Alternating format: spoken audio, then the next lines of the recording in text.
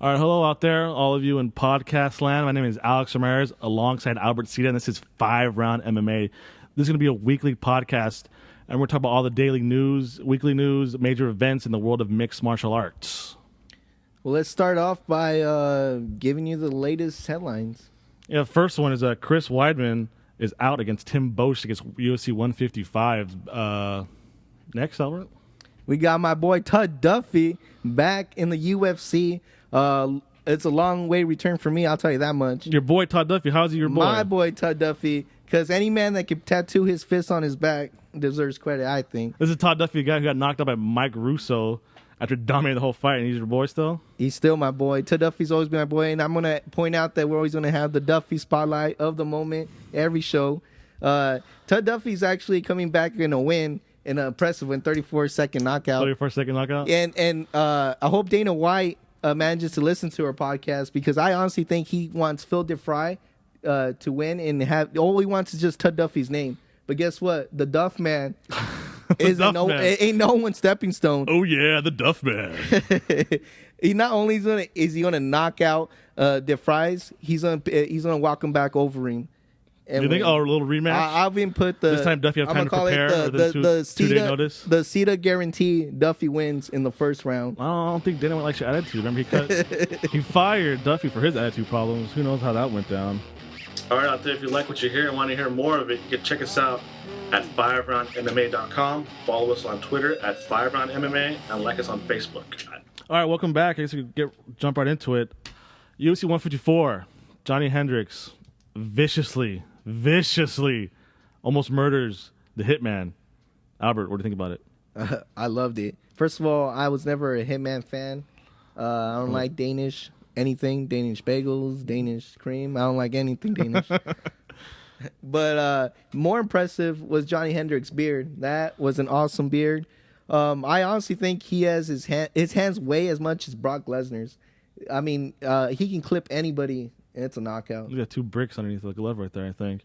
Vicious Johny Hendricks. It seems like whenever he touches somebody on the chin, they just fall flat like that. I mean, there's like no need to finish them. They just completely go limp, and it's very, very terrifying for anybody who's even thinking about getting in there with Johny Hendricks. Like the poor man's MMA fighter. Like he has a beer right before the fight, doesn't he? Like a lumberjack. You see him in the bar, his old beer got it out, and beard full of everything. That's the sad part. If you ever do see Johny Hendricks in a beer, I bet you people think like you can go over there and punk him around. Little do they know, and get their lights turned off. Literally. I guess second is GSP's return from, was it almost a devastating, I don't want to say career ending, but a pretty bad knee injury. And it didn't even faze him, because it was the same old GSP. Take him down, hug him, do a couple little elbows here and there for 5 rounds, and maintain the top position. So is that ground and pound or lay and pray? You can say a lot of prayer and a lot of lay. Canadian version of lay and pray. Yeah, that's the Canadian version of lay and pray right there. The Canadian version ain't the same as American. But don't get it wrong. It's not Jake Shields. Grab down, rub around, grab. Tickle him a little bit, maybe. Yeah, GSP at least tries to throw an elbow. He did throw it. He landed a vicious elbow on Carlos Condit, cut him open. Completely, almost like alter the dynamics of the fight, maybe. Well, the sad part about Carlos Condit is you can't win off your back. I think we all saw that with Miguel Torres versus Mighty Mouse. Yep, that was very true. If Miguel Torres didn't win that fight, it is impossible to win off your back. And Carlos found out the hard way too. Yeah, look at Mighty Mouse is now flyweight champion. Speaking of Carlos Condit, what do you think's next for him? Well, I think what they want to see is the Diaz fight when he makes his comeback. I don't think they should make the Diaz fight. I think there's better people out there for Carlos to face. Was his performance enough where he didn't fall off out the ladder against GSP? Like, is he like one win away from another title shot, or is he like 2-3 wins away? Well, you can Google GSP UFC 154 and look for yourself, because his face was trashed. I mean, during the post conference, he had ice on his head. Carlos kind of get him an ass whooping. Yeah, it's really he had that vicious kick he landed. Yeah, so. If anything, I think it proved that Carlos Condit is a contender. Yeah, he just has to tweak up some stuff. I mean, unfortunately, he couldn't do what he wanted to do off his back. I mean, I'm pretty sure he was looking to sweep, but I mean, there's a lot of blood in there.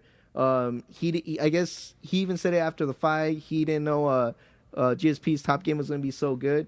So I mean, it was unfortunate that his game plan didn't work, but at least he showed that a couple more adjustments, and that fight was his to win. Yeah, I think it was almost like the bloodiest fight I've seen GSP ever be in. I can't remember. It was no Cain Velasquez Bigfoot Silva, but it was bloody.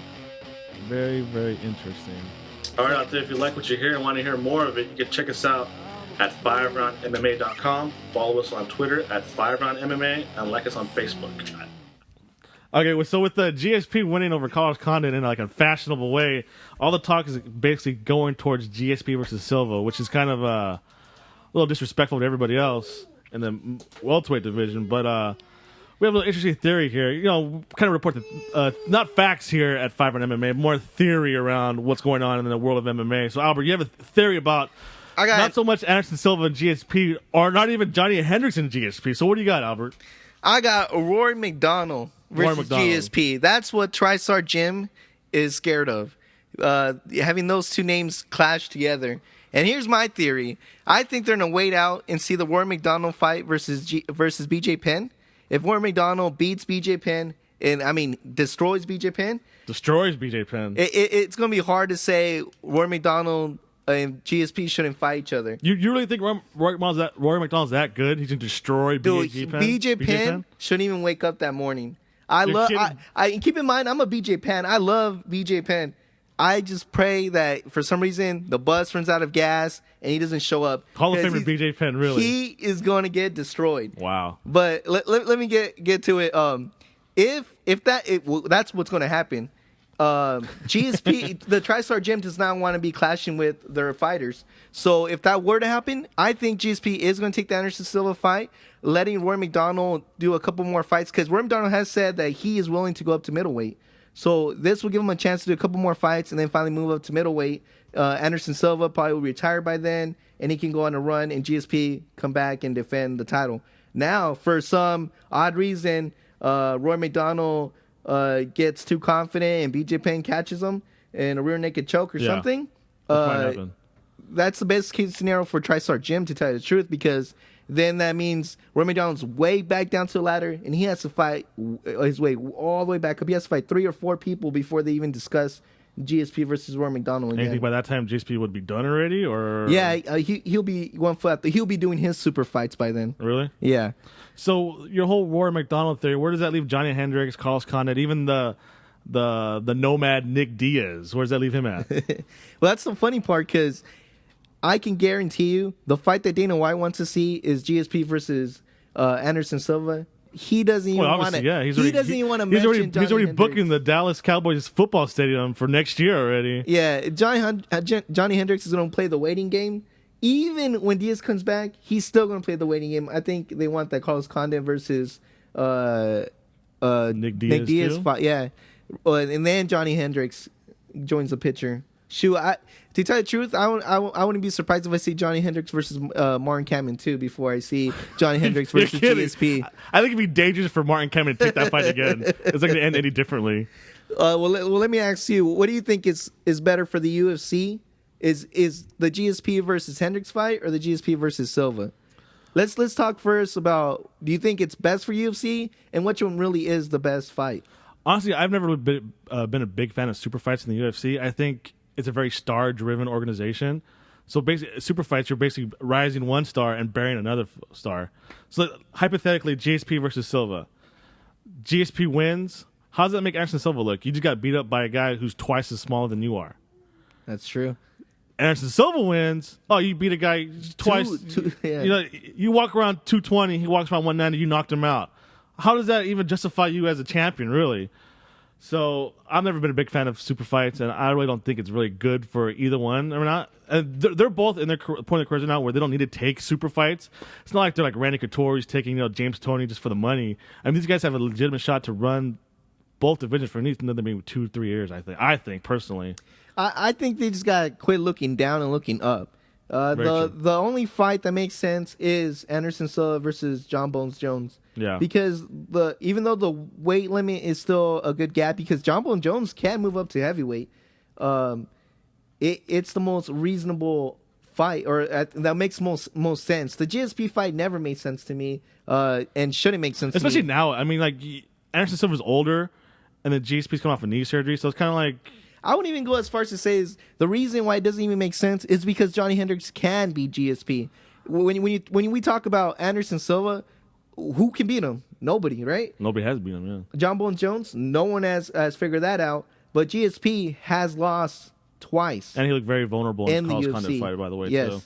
So it makes way more sense just to give Johny Hendricks. But is that good for UFC? No. Obviously, what's good for UFC is the super fight because he wants to sell out Dallas Stadium, and that's most likely what they're going to lean to, and that's probably what's going to happen. Yeah, but keep that Word McDonald theory. Watch if he dominates, plays out. I kid you not. I wouldn't even be surprised if GSP is in the crowd and he says, "You know what? I challenged Anderson Silva, even though it had nothing to do with it." I was that impressed by your performance.